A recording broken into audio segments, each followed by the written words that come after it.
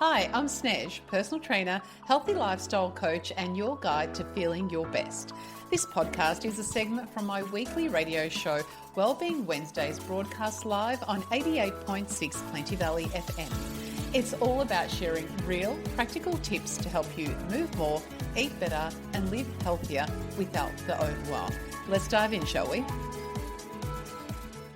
And coming up next, going to be chatting about snacking and whether snacking is knocking you off track of making healthier choices. And I find that especially around about that 3 o'clock when you've been powering through work or you're running errands and without thinking you're standing in front of the pantry or you've just walked in from work or you've got that afternoon break and you're looking for something and you're telling yourself, oh, it's just a snack.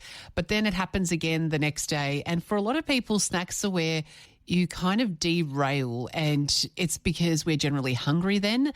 We usually are thirsty at that time as well.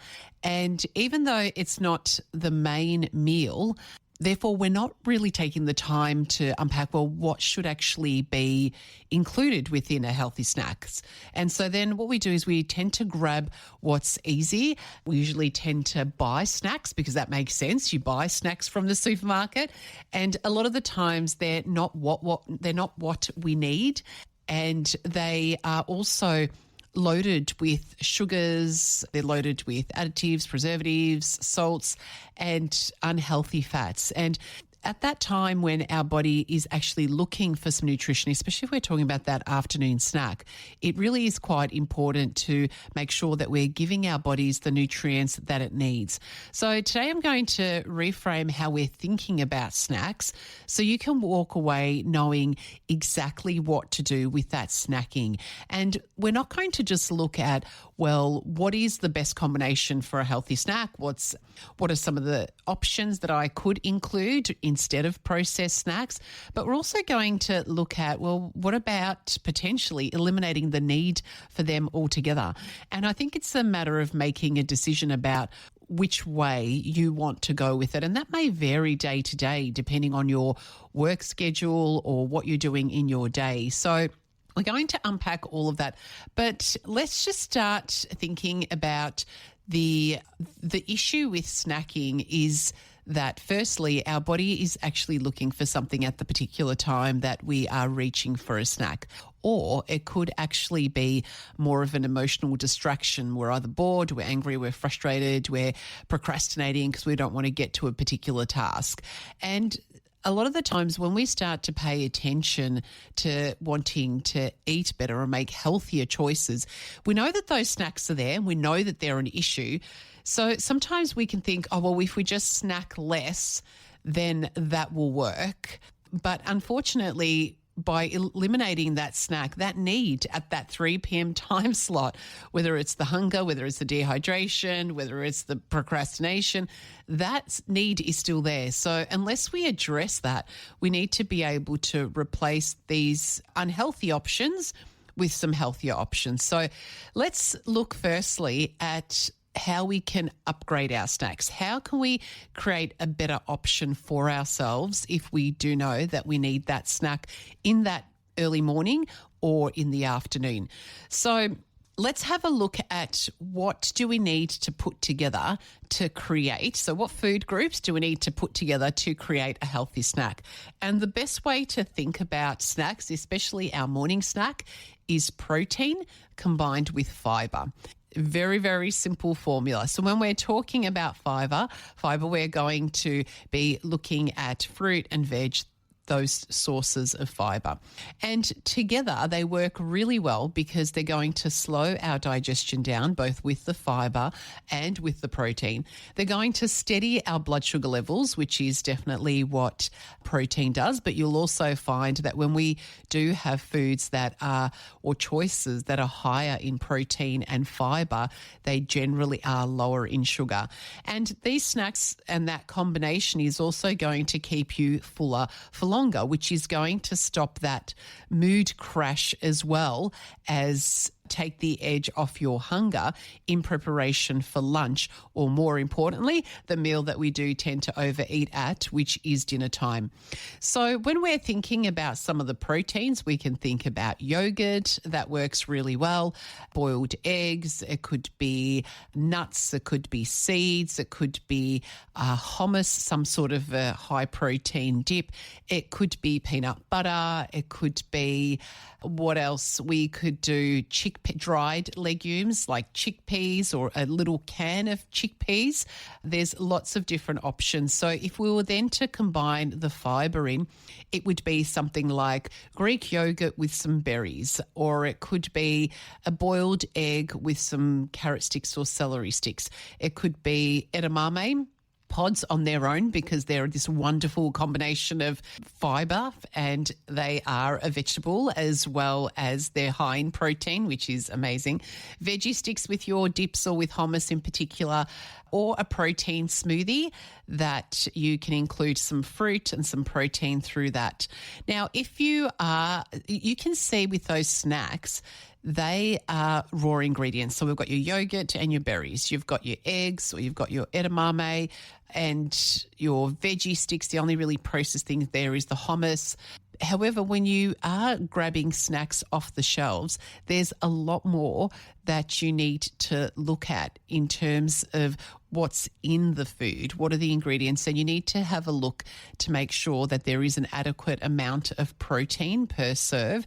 And more protein per serve than sugar is a really quick tip that you can always glance at, that is going to give you an indication of whether that's going to be a good choice. Also, a massive ingredients list of numbers and preservatives and colours. We can kind of put that to the side and reach for a better option.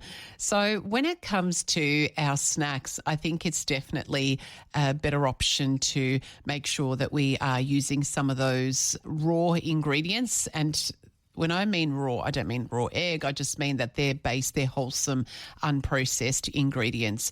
And then we can pair them together to make sure that we are getting a healthy snack. Now, the other component of snacking is that we want to make sure that we portion out our snacks so that we don't overconsume, because that's really quite important, is that we don't overeat our snacks. And a good way to do that is to pre-pack your snacks. So even if you are working from home, even if you are working in the garden, just portion out. If you've got a jar or a bag of nuts, for example, they're always the ones that we tend to overeat on. Just grab a handful in the morning when you're setting up your day, or even after lunch. Like, if you don't want to take the time first thing to plan out all of your snacks and meals, then think in preparation. Once you're finished your previous meal, like your breakfast, think about what you're going to be having as a snack. And once you feel satiated with the meal that you've just had, you're in a much better position to have the awareness to plan a healthier snack. Because when you're hungry, especially in that afternoon time, your decision making is skewed a lot more by the hunger or the dehydration at that stage. So making better choices can be a little bit more challenging than after you've just finished a meal. So I'd be definitely planning the morning snack as soon as you've had your brekkie, making sure that you know what you're going to have, or that you've segmented it out. And then definitely looking at planning out your afternoon snacks when you are just finishing off lunch. However, there's also the second school of thought, which is just to remove the need for snacks. And this one's about eating enough at meals so that you don't actually feel like you need to graze throughout the day with those snacks in between the meals. And so the way that we can think about this is this would work well for you if life gets busy throughout the day and you don't really have those opportunities of time to go out and take a bit of a breather and have a snack. And it's for you if you find that it gets to 2:00 and you're like, I still haven't even had lunch yet. So also it's for you if you find that the burden of thinking about 5 different types of foods in one day is just too much. It's like, the less I have to think about food, the better. Then this is probably a way to go. And the way that we can think of this is to make sure that our breakfast, our lunch and our dinners are slightly bigger so that you do not feel like you need those snacks in between. And more importantly, that your breakfast and your lunch is a little bit more substantial. So this would also work for you if you prefer to have more satiating meals and something a little bit bigger. So when we're thinking of quantities and we are going to eat in a way that we are including snacks into our day, the way that we need to think of it is if we're having breakfast at, say, 7:30 in the morning, by 10:30, 3 hours later, we should be feeling hungry again. And that's when you would have your snack, whether that's your coffee with a piece of fruit or your yogurt or whatever. Now, if you find that you get to that morning tea time and you're not hungry, then if you are going to be enjoying a snack then we need to make sure that we're reducing the quantity of the breakfast so that it does cause hunger every 3 to 4 hours.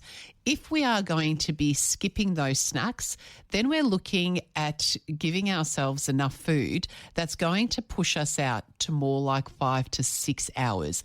So that would mean making a slightly bigger breakfast and making a more substantial lunch so that you do not get that afternoon dip and that takes you out all the way through to dinner time. And a lot of the times I don't think we think about quantity of food and satiating us or giving us the nutrients for a period of time.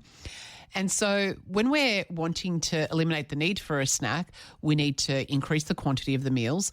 Or when we are wanting to add snacks in, we need to make sure we're decreasing the quantity of the meals so that we actually do feel hungry every 3 to 4 hours. And I guess the way that we can understand that is, say, for example, if you've been out on the weekend and you've had quite a big breakfast, a farmer's breakfast at a beautiful cafe, and you've consumed that at, say, 9:30 or 10 o'clock even, and you don't feel hungry again until dinner time or until the afternoon snack, and you could pretty much go without lunch. It just basically means that you've consumed enough that your body doesn't need any extra food until 7 or 8 hours later.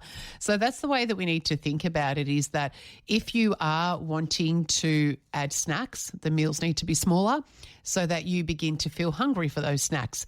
If we want to remove the snack component completely out of our day and you prefer not to think about it, then let's make those breakfasts and lunches that little bit bigger.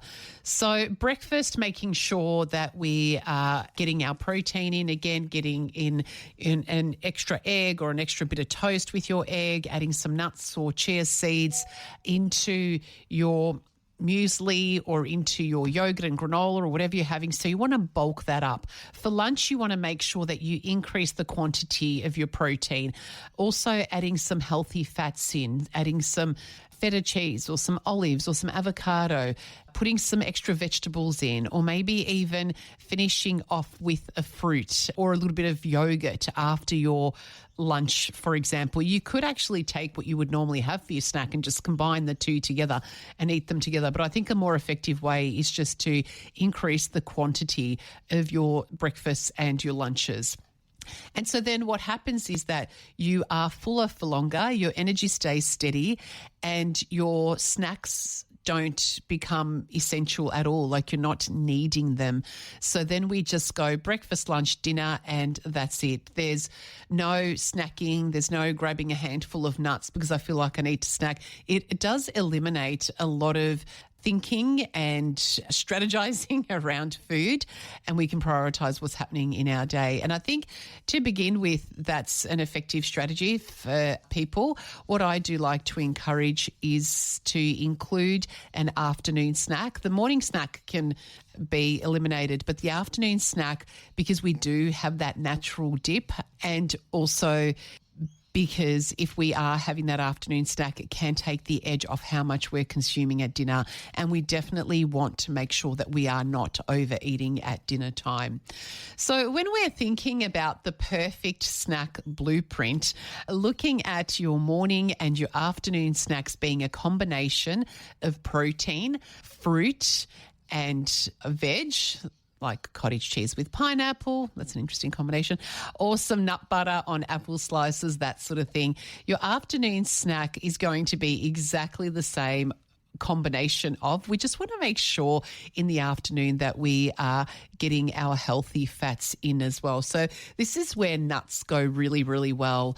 Dips go really well in those afternoon snacks. Afternoons are where the healthy fats help to slow the digestion and power you all the way through dinner. But remembering that is a perfect snack combination if you are feeling hungry and you feel those energy dips at that time. So remember to ask yourself, am I actually hungry? Or am I tired? Am I stressed or am I bored? And if it's hunger, then it's really time to fill that gap with that good combination of a healthy snack. And if you're not hungry because you have had a bigger lunch or a bigger breakfast, just get up, move around, energize yourself with movement, not with food. Drink water, hydrate yourself, take a break, go and get some fresh air, and just change the way that you're feeling, that energy in your body before you actually go and grab a snack. So pick one strategy this week that's going to help you improve your snacking. So you're either going to make healthier combinations of your protein and fiber, or you're just going to eat your bigger meals for breakfast and lunch, and commit to it for 7 days and notice what your energy levels do. Notice how your mood is impacted, especially in the afternoon. Take in how you are feeling in regards to cravings. Have they kind of disappeared a little bit? See what shifts when you increase the quality of your snacks or increase the quantity of your main meals and eliminate the need for a snack. So yes, it can be challenging to get snacks right, but if we hold those two tips in place, then you are going to be a lot better off and you will progress towards your goals, especially if this was one aspect of your day that was tripping you up. Thanks for joining me on this segment from Wellbeing Wednesdays, as heard live on 88.6 Plenty Valley FM. If you enjoyed this episode, share it with someone who might find it helpful and subscribe so you never miss a show. Want to catch the live broadcast? Well, you can tune in Wednesdays from 12 till 2 p.m. on 88.6 Plenty Valley FM, or find my info on Wellbeing Wednesdays with Snez, the Facebook group. Take care, stay healthy, and remember, it's the little choices every day that create big changes. Talk soon.